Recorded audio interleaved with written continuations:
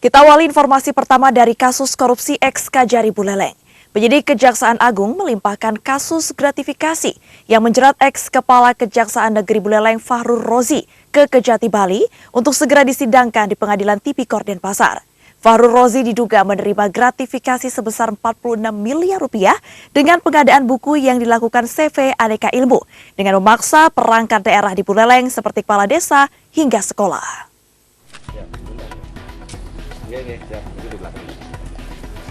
Kasus dugaan gratifikasi sebesar 46 miliar rupiah yang menjerat ex Kajari Buleleng Fahrul Rozi segera memasuki babak baru.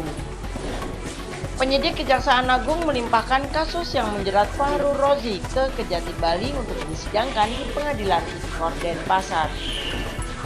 Tersangka kini telah ditahan di Lapas Kerobokan selama 20 hari ke depan. Fahrul Rozi diduga menerima gratifikasi dari CV Aneka Ilmu dengan modus pengadaan buku. Fahrul Rozi diduga memanfaatkan jabatan sebagai kajari untuk meraup untung.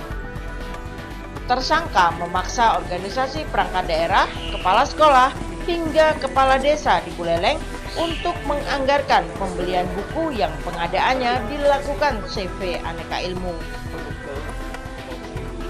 CV Aneka Ilmu memperoleh keuntungan atas pekerjaan pengadaan buku tersebut dan tersangka Fahrul Rozi memperoleh keuntungan atas adanya uang dari CV Aneka Ilmu yang kemudian menyamarkan uang tersebut di beberapa rekening.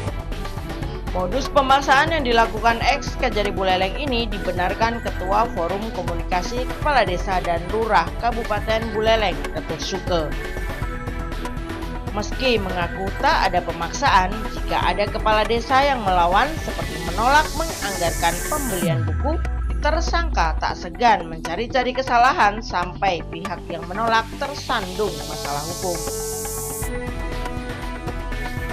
Kalau bahasa vulgar untuk arus pengadaan buku tidak ada. Tetapi mereka, nah itu sebagai contoh mereka punya kasus kan secara langsung kan sebetulnya secara moral takutnya kan di sana, jangan sampai akibat penolakan juga teman-teman nanti kesandung itu akan, karena ketika kita sudah tidak menyampaikan kesiapan, mereka juga menggunakan caranya mereka, memanggil turun ke lapangan soal ada pemeriksaan sesuatu hal yang gitu.